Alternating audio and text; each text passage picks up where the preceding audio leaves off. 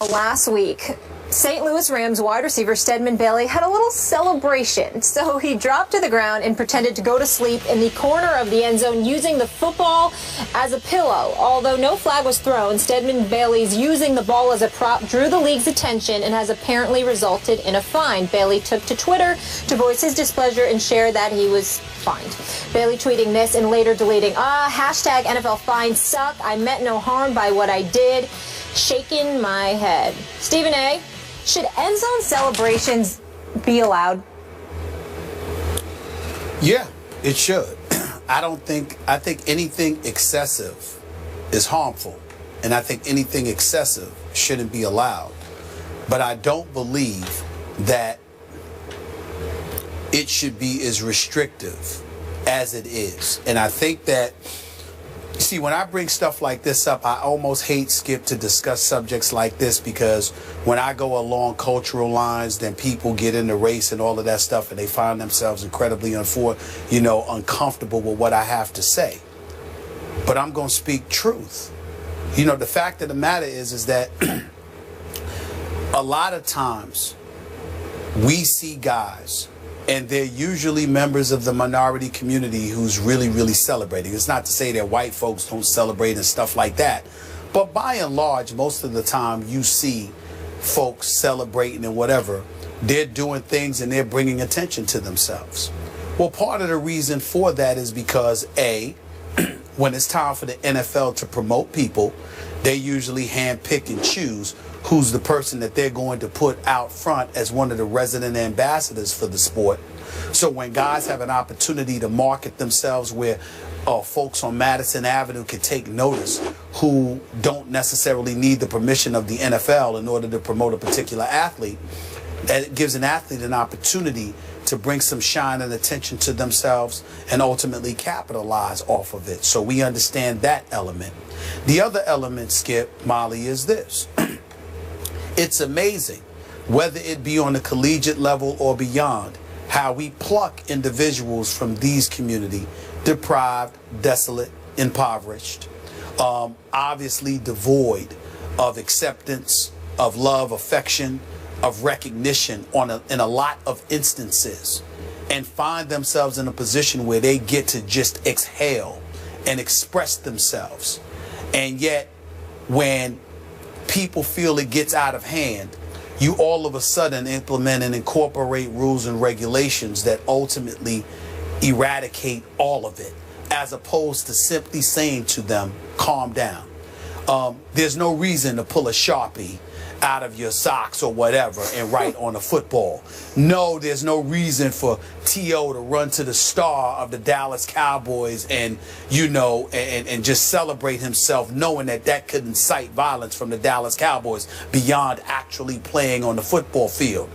But if you're doing, if you're imitating prime time, if you're celebrating in the end zone and doing a little quick dance or whatever the case may be when you score a touchdown, what's the harm in that? I, for one, get disgusted when I see anybody celebrating before getting into the end zone, because I see a guy celebrating a first down and then the very next play there's a fumble or an interception that occurs, because that says to me you're celebrating prematurely because the job wasn't finished. But if it's a tight game and you get into the end zone, or and you decide to celebrate, as long as it's not excessive, I don't see any problem with it. And I do understand that it's open to interpretation as to what is excessive and what is not. But you got guys that sit up there and they spike the ball and they do a little dance. And in one arena with Martellus Bennett celebrating when Jay Cutler threw him that touchdown pass, there's no penalty. And in another stadium, a particular referee says, no, that's a penalty. I don't understand stuff like that. And I think that we can exercise common sense and understand when something is a celebration of what you accomplished as opposed to sticking it in somebody's face. I can understand us policing, antagonizing an opponent and bloviating in his face in a disrespectful fashion. That should always be penalized. But if you're celebrating something that you accomplished and your team accomplished, and it's relatively quick and devoid of excessive behavior, I see no problem with it whatsoever. And the fact that that that is a problem to some doesn't speak to the celebration to me. It speaks to the level of institutional control leagues are hell-bent on acquiring and maintaining. And I think that speaks to a bigger issue that nobody wants to talk about, which is control, and that turns me off. Stephen A., real quick before we get Skip's take on this, do you deem what Stedman and Bailey did, taking the nap, sleeping on the job, as excessive? No, because it was really quick. Okay. Because it was really quick, and he stayed there for more than a couple of seconds, maybe. But it was really quick, and he got right up. I don't see a problem with it. Perfect. Just want to be clear on that, Skip. Let me address your original point, and I appreciate you bringing it up, because it plays in our conversation here. I appreciate let's just say I'm sensitive to the potential racial undertones of a rule like this, the cultural, if you will, undertones of a rule like this. I get all that. But my question back to you is the NFL not as popular as ever? It is. It seems to gain popularity by the weekend, by the Sunday and the Monday night. And you can call me old school. This isn't about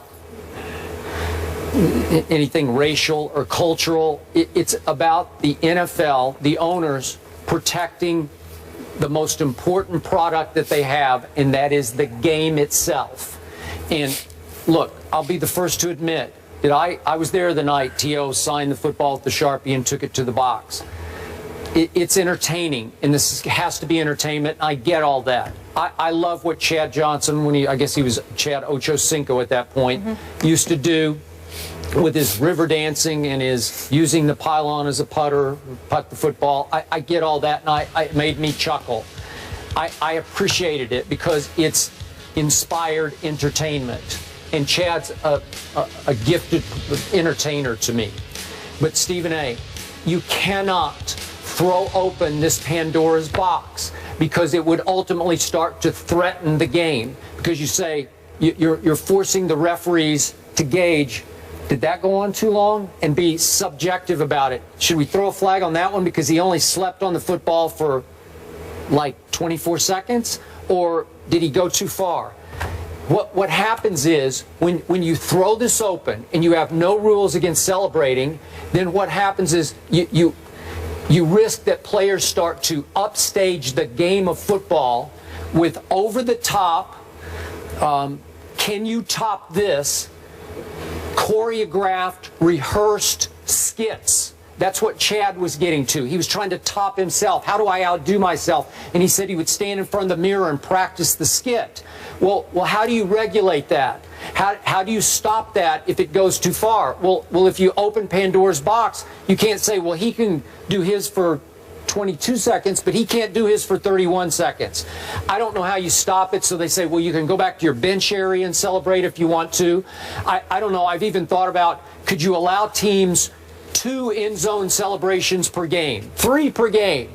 I don't know. You just can't regulate it, Stephen A. And the game is great without it. It's entertaining enough without it. Would it add a little icing to the greatest cake in the world?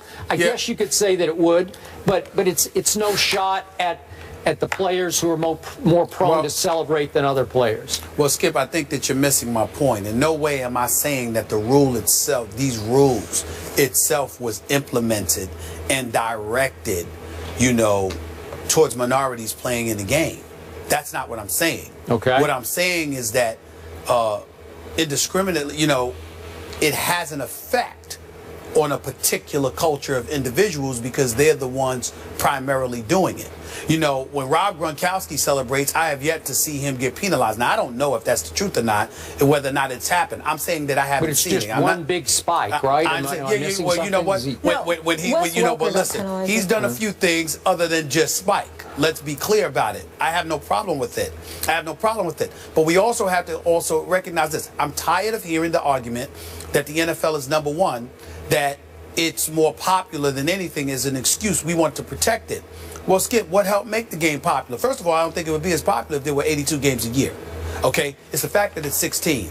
It's the fact that it's 17 weeks in the season. It's the fact that it's every Sunday. It's an event. every week rather, whether it's Thursday, Sunday, or Monday. It's an event. And so because of it, that contributes to it. But I remember Billy White Shoes Johnson. I remember primetime Deion Sanders. I didn't think that they hurt the game. I thought they helped elevate the popularity of the game. And even in this day and age, I don't think the calls against celebrations are consistent. I just highlighted how Martellus Bennett wasn't penalized, but a couple of other guys, I don't recall which ones, but I remember watching them this weekend, they were penalized. I'm simply pointing out there's no consistency, there's no rhyme or reason to it. It seems to be at the discretion of the official, depending on which stadium you're in on a particular Sunday, Monday, or Thursday. And I'm saying that it's a problem for me. I think we all understand nobody's asking, nobody's condoning excessive behavior. But I think the fact that they're so stringent with some of these rules, every time we turn around, it's a new rule. And that's why you have players, primarily of minority descent, that come at it and say, you've heard guys, and I think this is utterly ridiculous, please don't get me wrong, but you hear guys alluding to slavery and all of this other stuff. And of course that's excessive, because we certainly can't accuse them of experiencing that. It's an insult, to folks who actually did experience slavery to be saying such nonsense like that. The flip side to it, however, is that it does highlight and illuminate how disgusted they are by the proverbial straps they feel are suffocating them, because every little thing is dissected and there are rules consistently implemented to restrict their expression, and everybody ain't the same, and we don't seem to embrace that at our discretion, and it usually works against them and not for them.